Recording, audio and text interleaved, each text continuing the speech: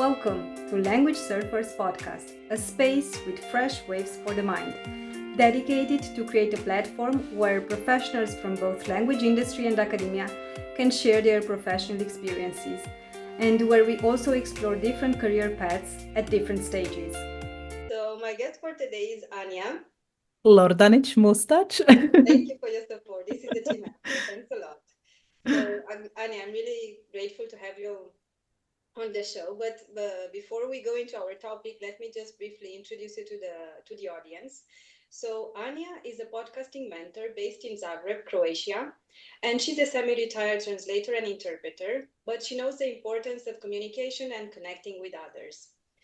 Anja has been in the podcasting space for 3 years now, and she was in the role of a co-host, and now she's the host of her own podcast.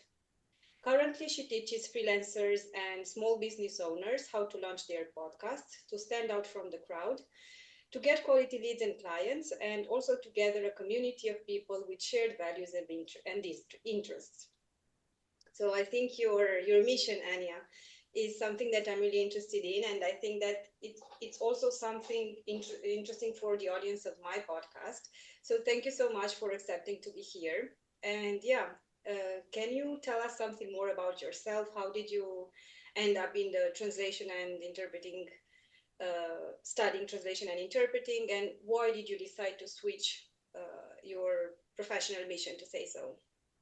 Thank you, Anka, first of all, for the invitation. It's really lovely to be on the other side, to be interviewed by someone. So thank you. Actually, my story, as I think is the case with many of our colleagues, my story with translation work and with languages in general started when I was a small child.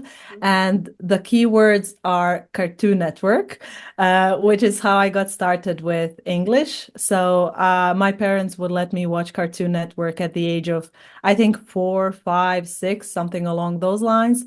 And I always studied languages. When I first started like the traditional education system, I started studying English at the age of 6 when I started elementary school, and I started studying Italian when I was in the 5th grade, so at around the age of 11. And then as my education journey continued on, I realized that it would probably be the most natural for me to study languages at university, even though, fun fact, I was supposed to become a dentist, but I didn't get accepted to that university, which was a shame. In that during that time at the age of 18, I was very disappointed in myself. Like, why didn't I get accepted? I had good grades, but I guess they weren't good enough. So I decided to study languages because it felt natural. It was something that came really, it was really easy for me, even though I'm not trying to diminish the work that I had to put in. But since I studied languages for such a long time, it was like a logical decision to make. And then I went through those 5 years of university and then studied to become a translator. And in 2021, I got my postgraduate degree in conference interpreting. So I've been living this language life for my whole life. But as you might know, I became interested in podcasts a couple of years ago, actually 5 or 6 years ago at this point. And while I was listening to other people's shows, I realized, there's something here. This is a really intimate medium. And I like to pretend to be a fly on the wall during those conversations. And it is different than other social media channels and other mediums.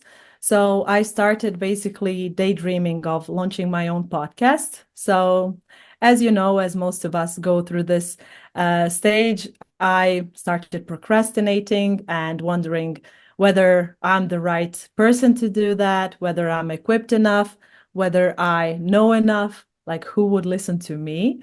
And then I finally bit the bullet in 2021 when I approached my colleague who had his own podcast in Croatian. It was a language-based podcast. And I wanted to ask him a couple of first-hand tips. And that's when I started getting serious about launching my own podcast. But what he did made my procrastination journey a bit more productive because I became his co-host. Wow. And I was his co-host for 2 years. This came very spontaneously, but we would record episodes basically each week. So that was a really fun experience, and I'm really happy I started podcasting in my native language, which is Croatian, because that is way easier than to start doing it in your second language. At least that was the case with me. And then last year in 2023, I finally decided it was time. So I launched my own podcast while still doing translation work on the side. I haven't yet monetized my podcast per se. So that's a bit of my journey in a nutshell. Yeah, wow, I love it. And the fact that, as you say, you basically had a mentor, right? Because while Right. the co-host, you were being mentored by your colleague on how to do and what's really necessary, and you were, taking the smooth path into podcasting. Because it's also, I think, for me, it was difficult at the beginning. I'm an introverted, quite shy person, so exposing myself, it felt like, wow, am I really going to do this? But I felt like it was such a big challenge, and I said, okay, whenever there's a challenge, for sure there's a growth. So yeah, I decided to go for it. And that's a really great point you mentioned. Um, Being alongside another person who might or might not be ahead of you in this project and podcasting, in this case, is such a relief because you can bounce ideas off of each other. There's shared responsibility, and you're not carrying such a heavy burden to begin with. So that's a great point you raised, and I would suggest others to at least start recording episodes with a co-host to see how it goes. But there's a lot that goes into co-hosting a podcast. I mean, you need to find a person who is the right fit. You need to be, like, I would say, almost friends. There needs to be a certain kind of chemistry for it to work. But you don't really have to publish those episodes. You can record 10 episodes with a co-host and see how it goes. It can be a fun little project Mm-hmm. just for your own practice sake. Wow, So yeah. that's a great idea. And especially because part of the audience of my podcast, just as yours, are freelancers, right? Especially translators and interpreters. And I think that this can also enhance, networking and finding someone who has a similar idea or project and just practice. Yeah, practice is huge. As you know, in translation work and interpreting, especially, practice is the only way to get better at something. You can read all the books, you can listen to all the podcasts and YouTube videos, tutorials, but nothing beats real life practice. Exactly, definitely agree with that 100%. So in your case, after you had your journey as a co-host, what was your main motivation to have your own podcast? Well, I have a selfish and a selfless reason all at the same time. The selfish one is I wanted to have a platform that I could call my own Mm-hmm. and to create this project around my own interests. And I know this is um, I'm up for a debate because people tend to think you need to think of your audience first. And there is this other camp that says you need to be passionate about something, and your audience will feel that, and you will attract that type of audience who agrees with you and who stands behind what you do. So I wanted to have a platform of my own and talk about topics I'm passionate about, which is business in general.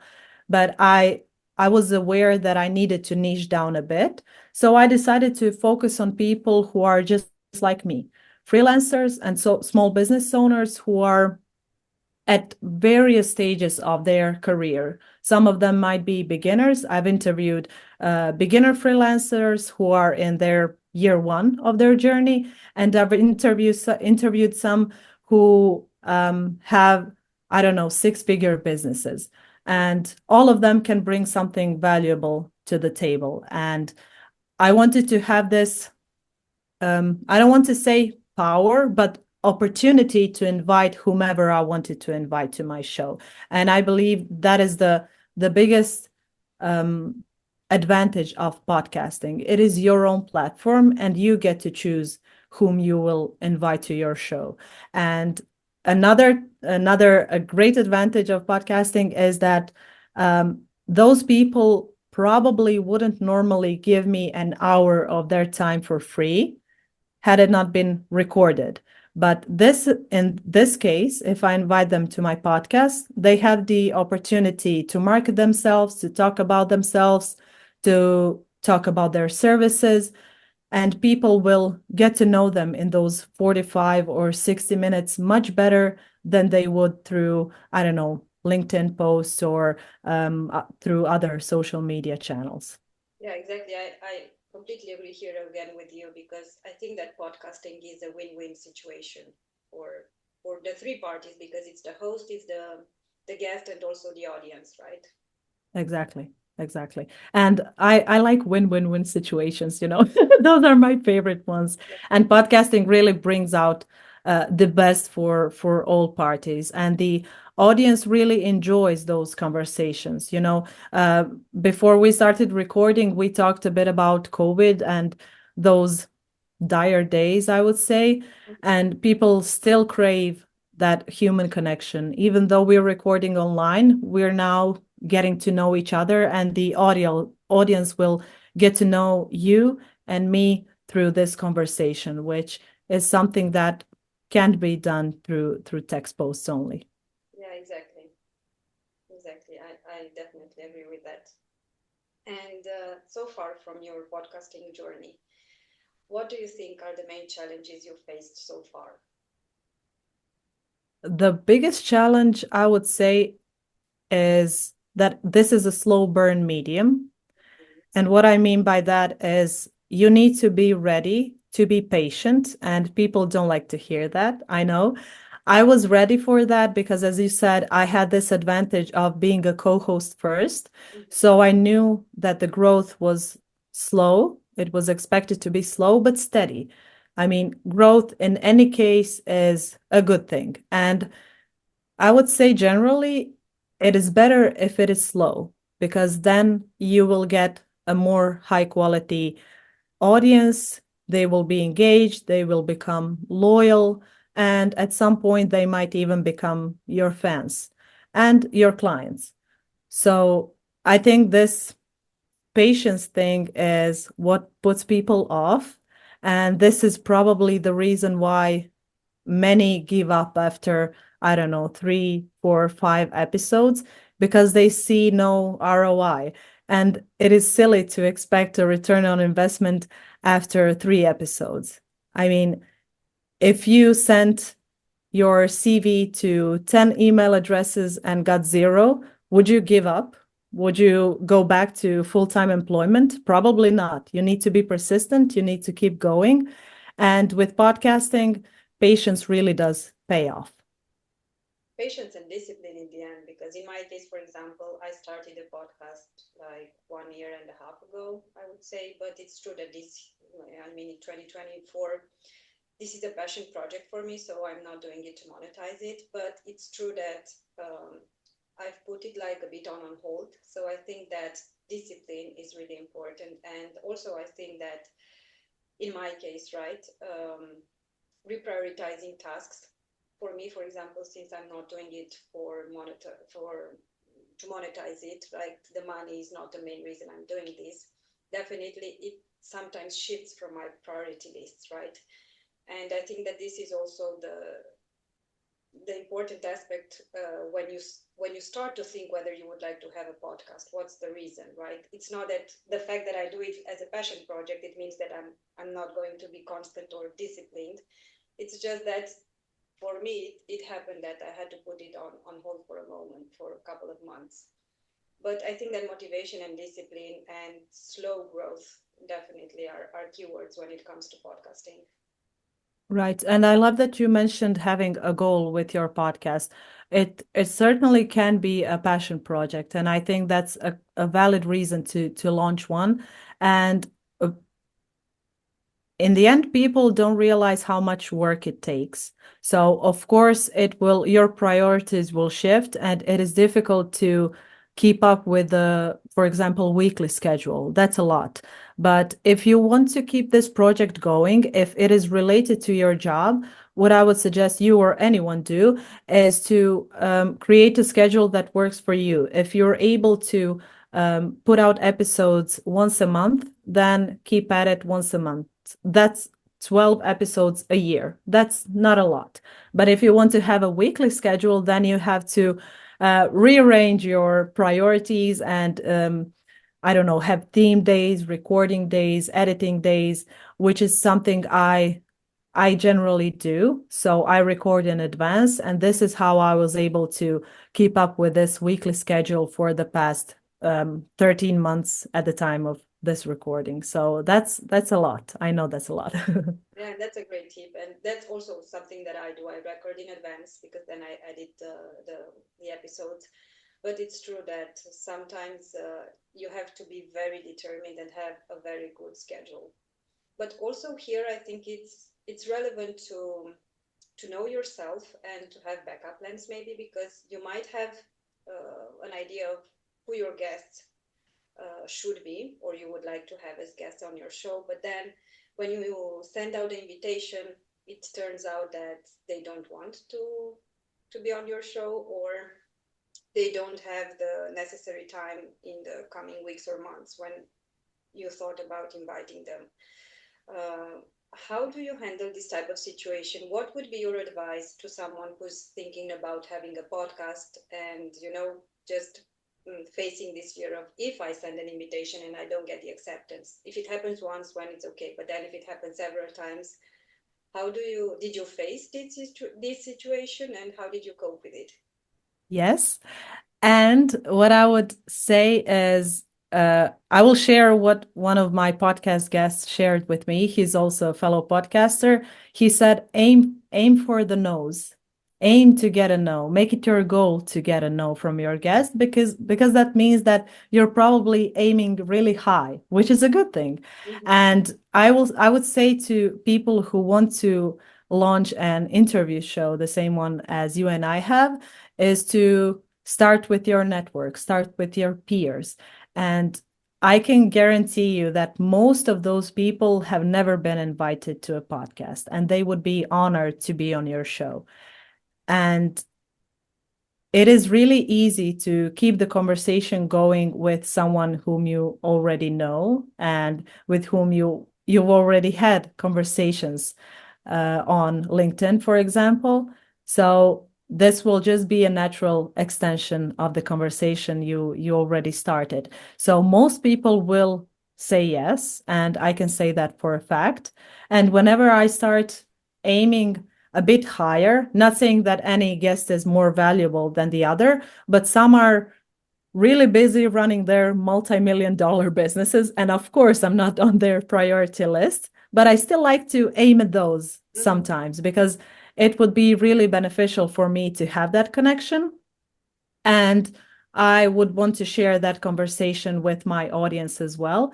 So I aimed a bit higher, a bit above my weight a couple of times, and I received polite no's. Like none of them were like, "Why are you messaging me?" All of them said, like 3 or 4 of them said, "I don't have the bandwidth right now. Thank you so much for inviting me. I don't have the time.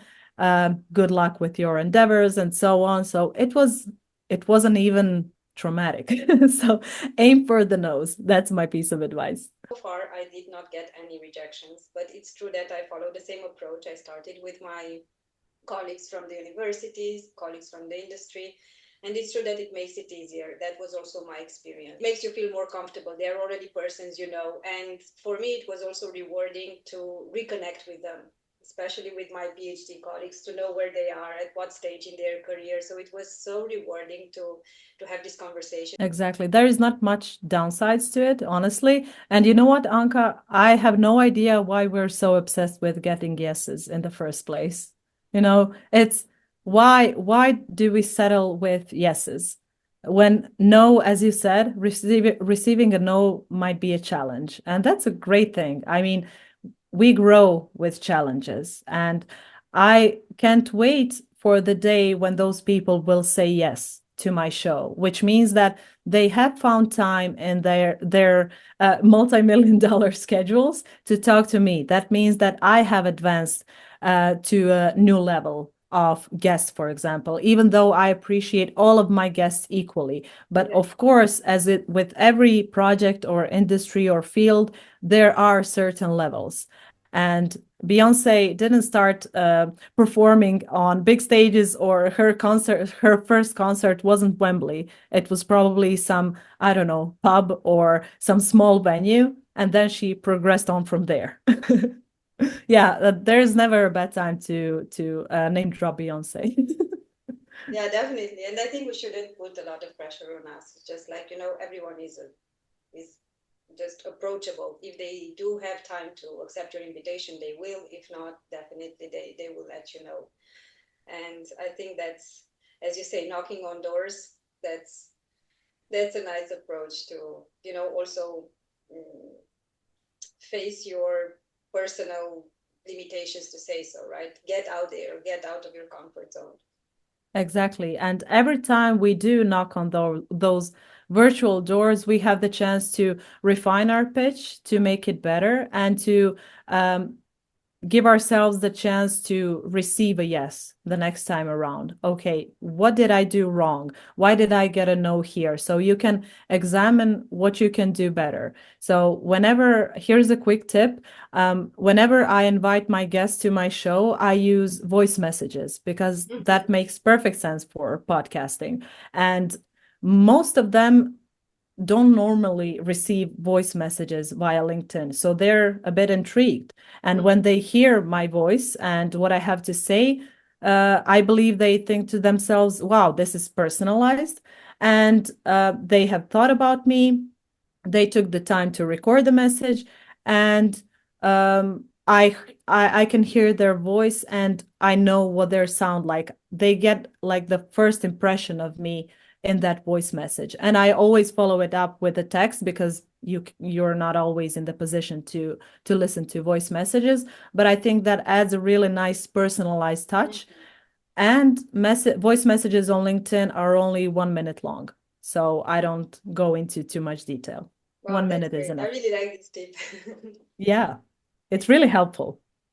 Definitely. And as you say, it adds this personal tone, right? Exactly. There is nothing better than personalized messages, especially now with the rise of AI and these machines around us, to receive something that is intended for that person, because you can't really duplicate the voice message you sent to one person. You can't really I mean, AI probably can do that, but I like to mention something specific in that voice message. Like, I really like your new project, or the article you wrote, or this podcast episode you were already in, so that they know that I'm talking to them directly. And that's something I do want to accomplish with my guests, because we will probably have a one-to-one conversation if they say yes.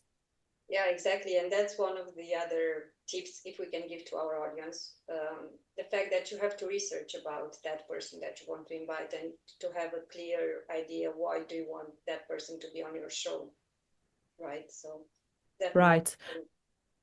And by the way, here's another revelation.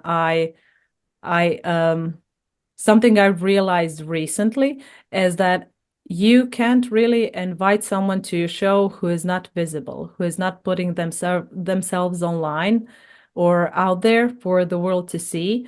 This doesn't have to be every day, but you need to make yourself visible in some way to get the opportunities you want. So as you said, if there is nothing to do research on, you can't really invite someone to your show. We're talking about podcasting now, but this pertains to all of I would say all of the industries, especially these that are public facing, so to speak. So if you want to become a guest or become a host, you need to make yourself visible in one way or the other. So it's all about getting out of your comfort zone, as usual. Yeah, definitely. And we've talked a bit about the challenges, but let's switch to the rewarding part. What are the gifts that you got or the lessons learned, the positive ones, right, that you learned so far from your journey of podcasting? When you shared a couple of minutes ago about your PhD colleagues, this is something that I've experienced as well. It is very rewarding to talk to people whom you've known online. I will mention LinkedIn because that's my primary platform of choice.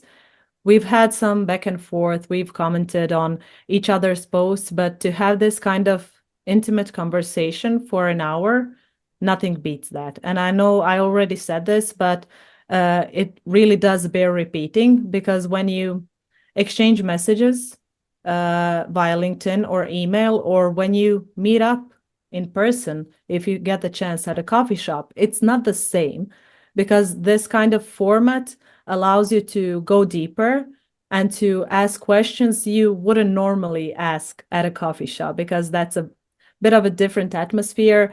And maybe you're chit-chatting, you're exchanging experiences or insights or bad client stories. But in this case, we are able to go deeper and to think of the audience all the time. Like, will they find this helpful? So now I'm always trying to think of something that your audience will find helpful. And I think that's really important. So they walk away learning something new. You mentioned that you started the podcast, the initial phase in your native language. How was the switch from your native language? Did it impact your audience? That's a really good question, because I started recording in Croatian, again, staying inside my comfort zone. I recorded 15 episodes in Croatian, and then I decided to switch to English to spread the word about freelancing and about the topics even better and in a more quality way, just because I wanted to invite guests from all around the world, because diversity really is the key to quality content. And of course, I'm not saying that my country does not have enough experts or interesting people. I'm still interviewing people from Croatia, but in English. But this way, I'm trying to broaden my reach and my audience pool and my guest pool. So the switch from one language to the other wasn't difficult in practical terms, because I'm used to speaking in English, and I have no issues with it. But I had this mental block, which I believe is normal. So what went through my mind at that time was, you're a language professional, you're also an interpreter, you have a conference interpreting degree. What if you make mistakes? People will see right through them and they will judge you for it.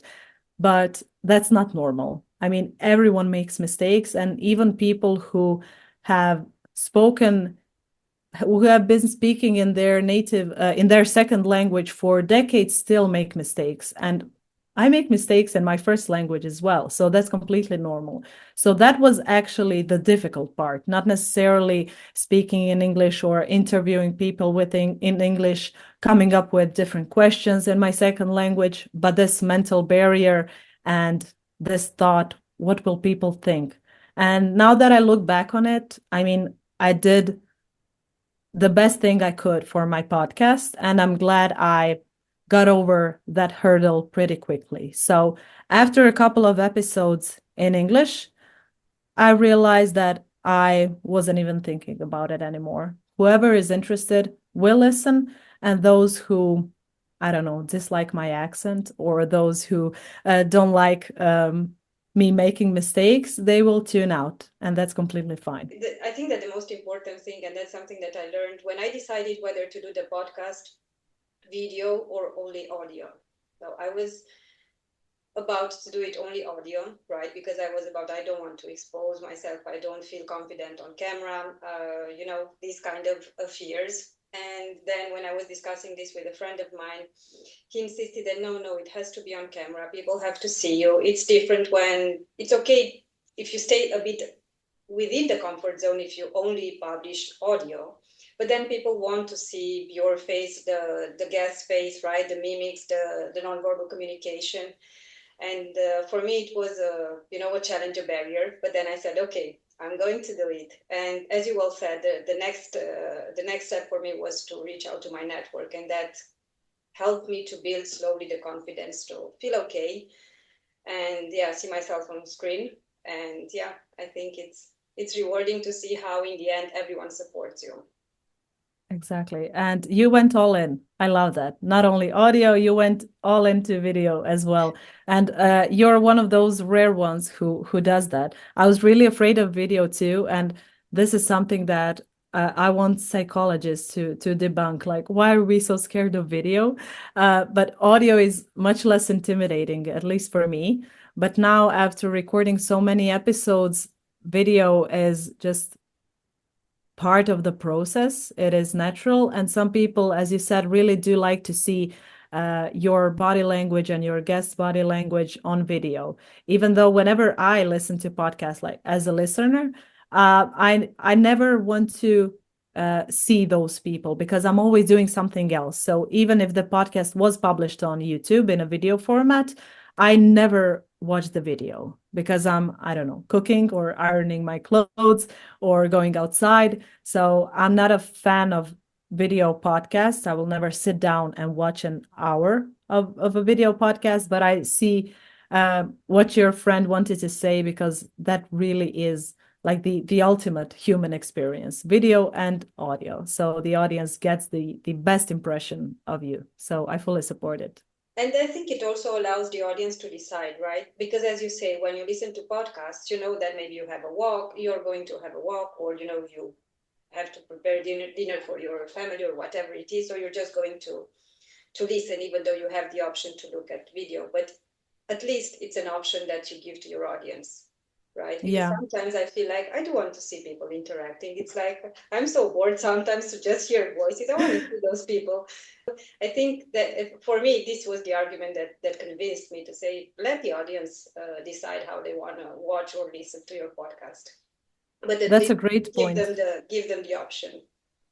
That's a great point. And I'm seriously considering launching the podcast in a video format as well.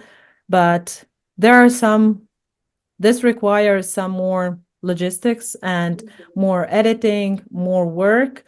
So I would rather stay consistent with what I'm doing now and then later on introduce this new piece of the puzzle than to try to overwhelm myself with everything at once.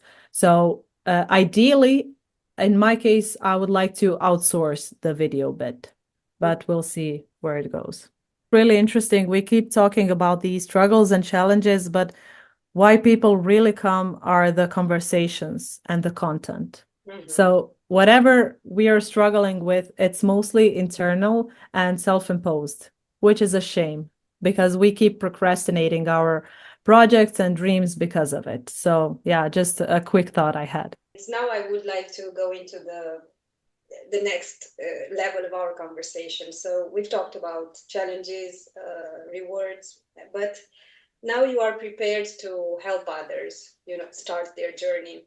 I remember that when I wanted to start my own podcast, I didn't spend much time to see whether there's someone out there supporting people who want to launch their podcast.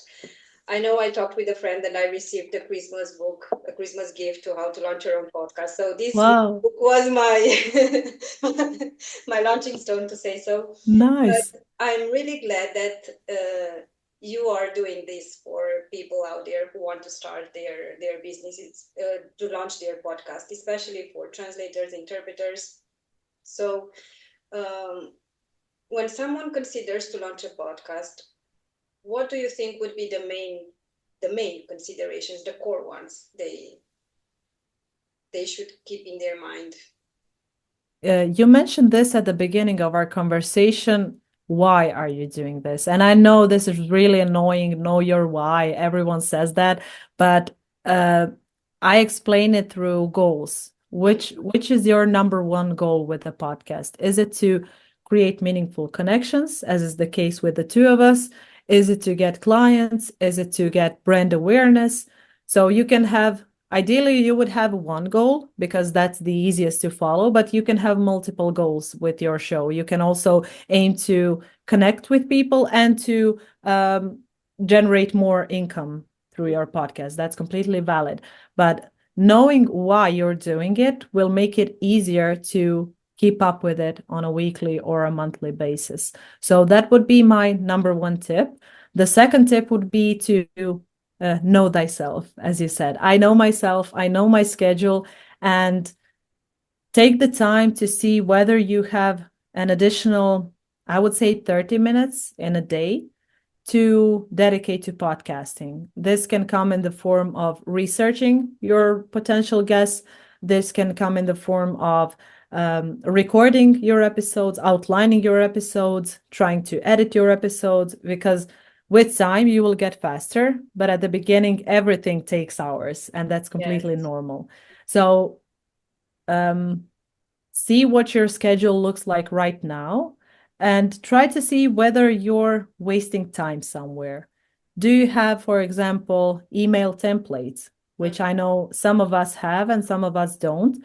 So are you writing the same emails, the same quotes week in, week out? Are you able to save an hour, 2 hours per week on some tasks that you keep doing over and over again?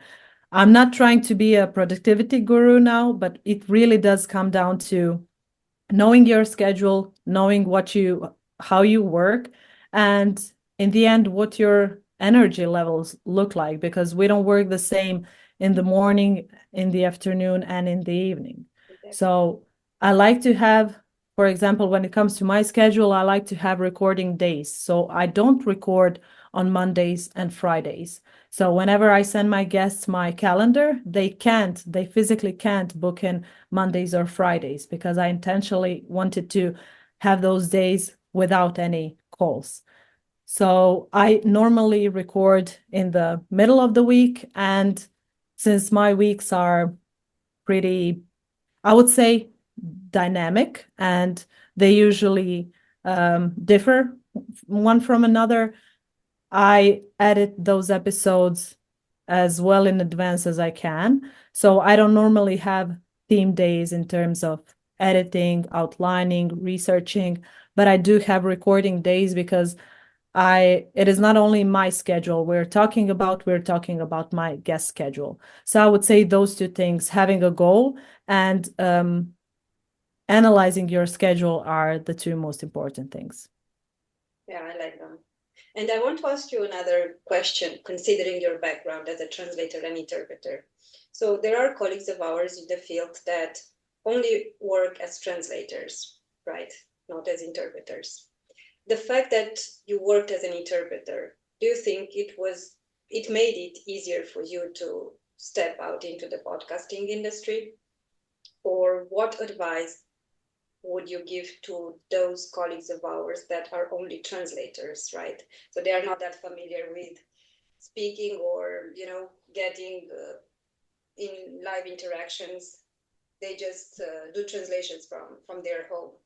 What would be the difference, and how much it helped you to be an interpreter? That's a really great point, Anka. And you're right. It does. There are some similarities between interpreting and podcasting because of the public speaking aspect, of course.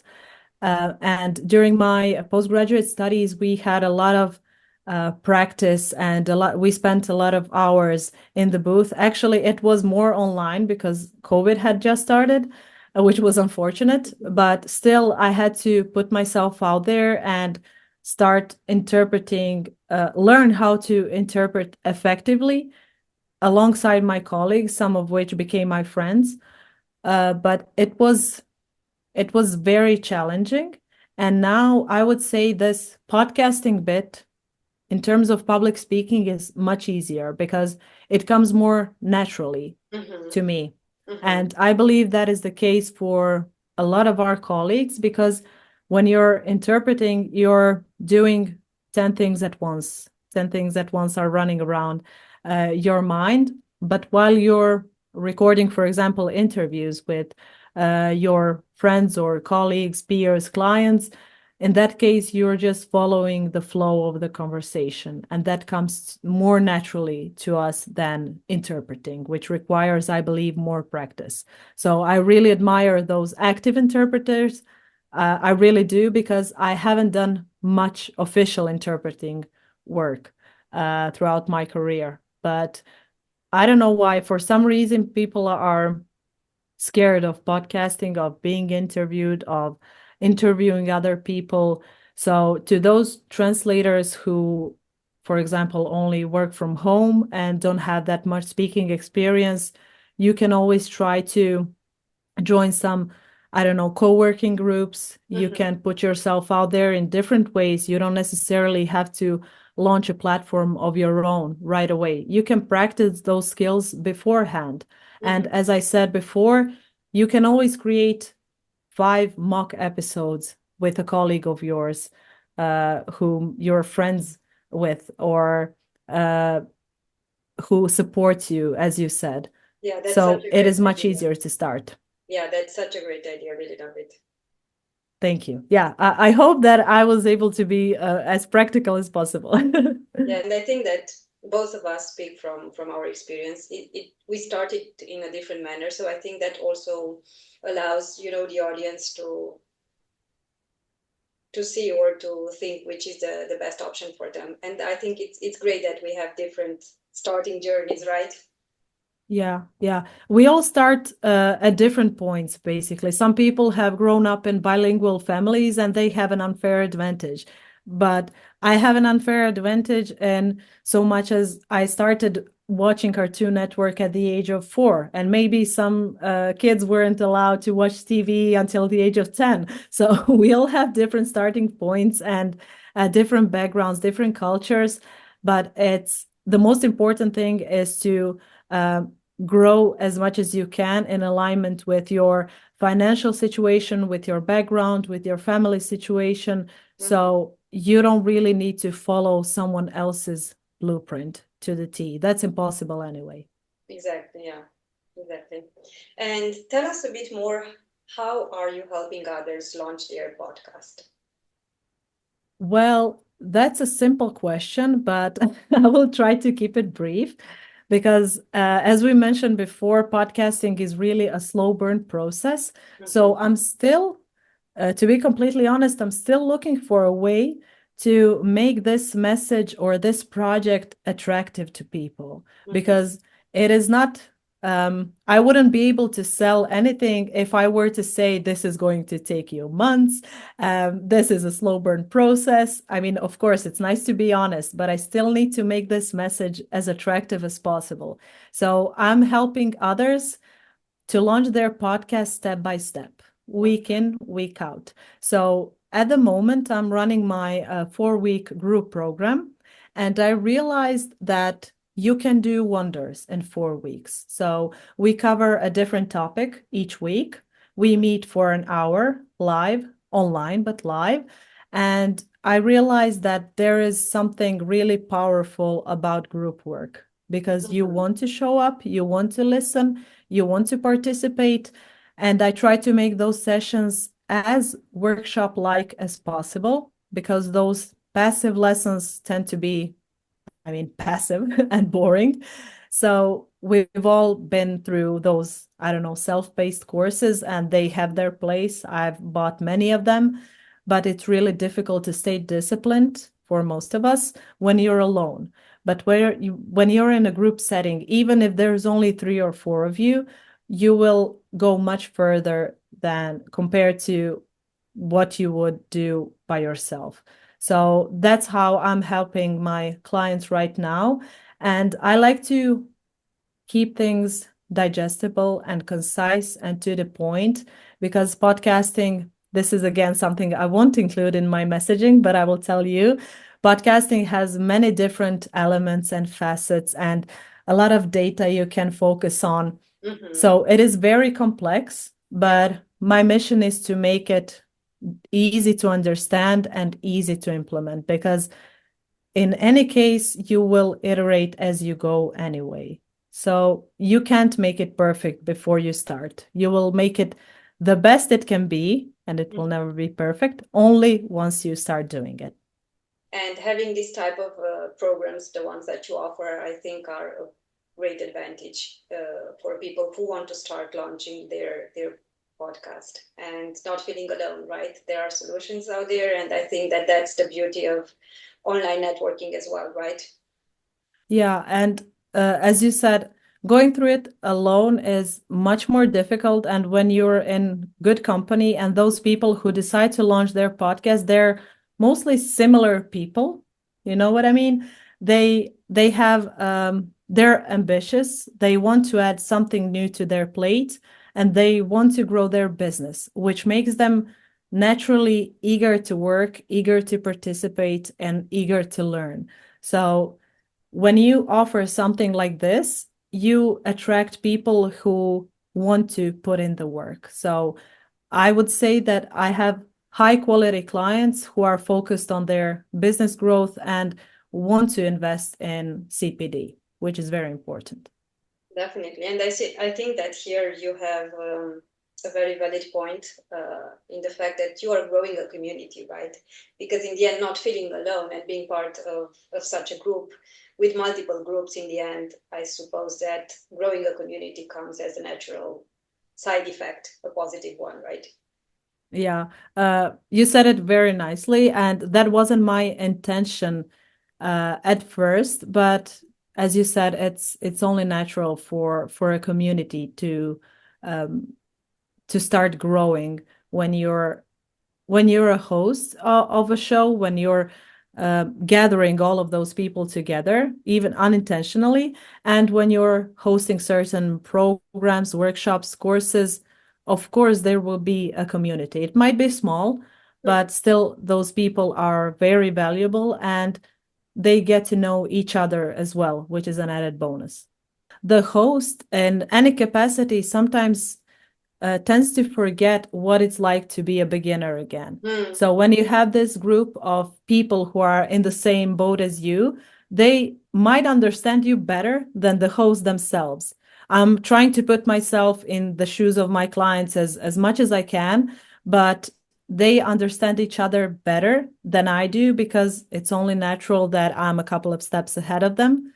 And this community really gets it. So that's a great point.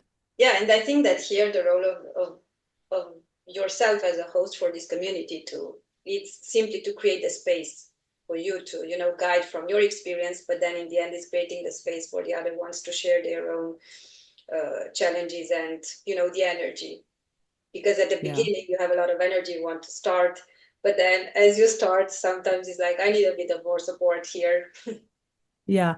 Sometimes we need to pay for accountability and there's nothing embarrassing about it. That's normal. Exactly. And can you just tell us where can people find you if there is anyone in our audience interested to launch their podcast, or at least to, maybe doing such a program that as the one that you're offering gives them a better idea whether they do want to launch it, or is it just an ideal nice idea, but then after you go into more details you just realize, oh, this is not for me, maybe I would just like to keep on writing on LinkedIn or maybe launching a newsletter because I don't feel confident to, put myself out there visually or my voice, or I prefer to stay in the background and just write. So I think that your program is such a nice opportunity just to start or even to discover whether you do want to launch a podcast.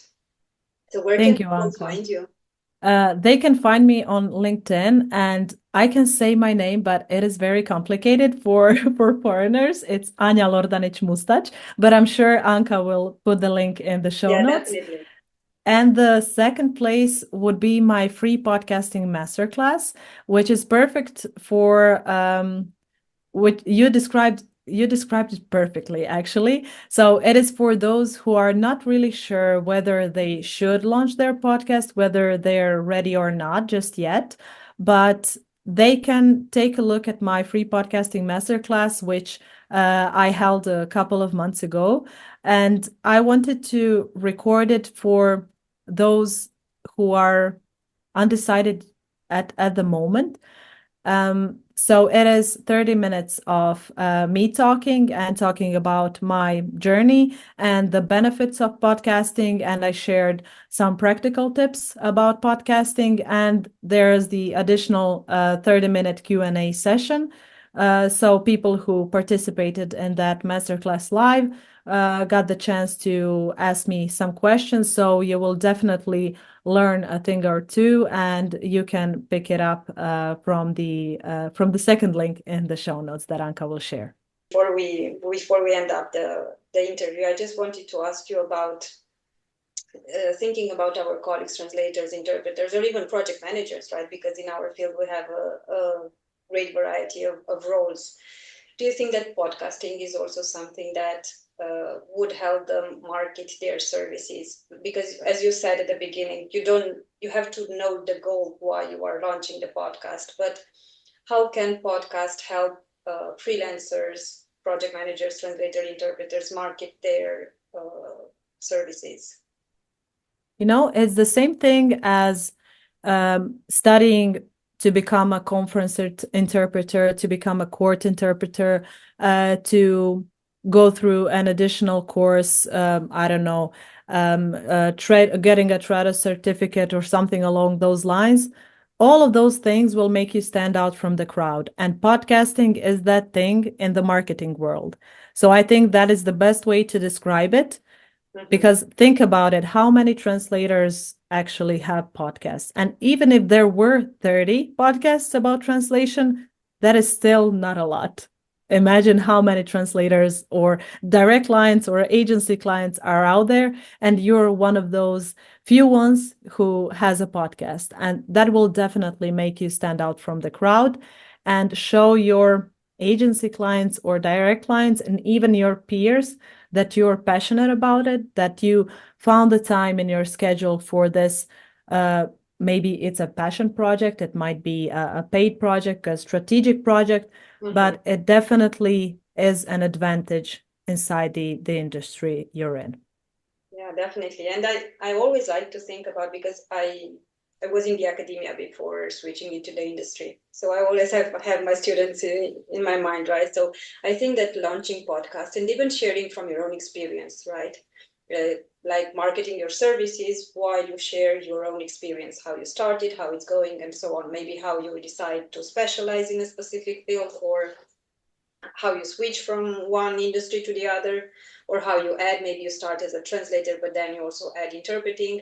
So I think that even, documenting, because podcasting can also be like a form of documenting your own professional journey, would definitely help the new talent joining the industry. I think that's something that I really like about podcasting. And that's one of the ideas I had in mind when I created my podcast, to bridge university and the industry, and give a platform to younger talent also to see what type of roles are there, how is it going, or for academics to know how to interact with people from industry, and so on and so forth. So I think that just documenting journeys live, to say so, in if we can use the word live through podcasting, is reflecting upon your own journey to see where you were and where you are at the specific moment, but also sharing that knowledge, not being that selfish, and share it with others, so that if you did any mistake in your journey, just allow the other ones to learn from your own mistakes. You said it perfectly. And even if every translator were to launch their own podcast, if they were to document their own journeys, you would have millions, I don't know, tens of thousands of podcasts, all of which are different.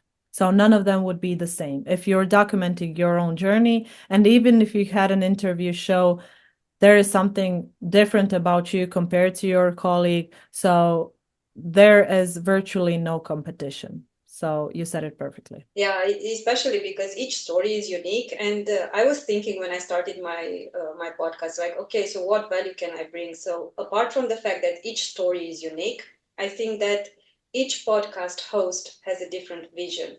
The way you see your show, the way you ask the questions. Maybe you and I, for example, we have the same guest, but the questions I might ask that guest are different than the ones that you are going to ask that guest. So in the end, the story, the person is the same, but the perspective is different. So it only adds up to to that unique story of the guests that we have. Yes. I hope we convince someone to launch their podcast now. Yes, I'm really a fan of podcasting, and definitely speaking after, I think I have 18 episodes. Yeah, it was a challenging journey, but definitely I would not go back to my fears, to say so, in the sense that I see the growth, and I would definitely encourage everyone to at least try, because Yeah. even if you try and in the end you decide that you don't have the time or it's not for you, just during that trial period you learn so much about yourself and about how to market yourself, because I think this is also something that when you study translation and interpreting, there are not so many subjects in the curriculum to start how to sell yourself, right? So doing a podcast, even if for a short amount of time, definitely the aim is to keep it as a long-term project, but it helps you refine and see how you want to show up, how you want to sell yourself to the industry. Yeah. And not only do you learn a lot about yourself, but you learn a lot of skills. You acquire a lot of skills you had no idea you could polish up or brush up on or learn. So yeah, it offers many advantages. Perfect. Thank you so much, Anja. It was such a lovely conversation. I thank you so much for everything that you shared. We are going to put in the notes of the episode the details of how people can reach out to you. And yeah, we stay in contact, and definitely I'm looking forward to seeing how your journey goes, evolves. Thank you very Yeah, much, this Anka. evolution. Yeah, this was so lovely, and I wish it tons more episodes. Thank you very much for having me.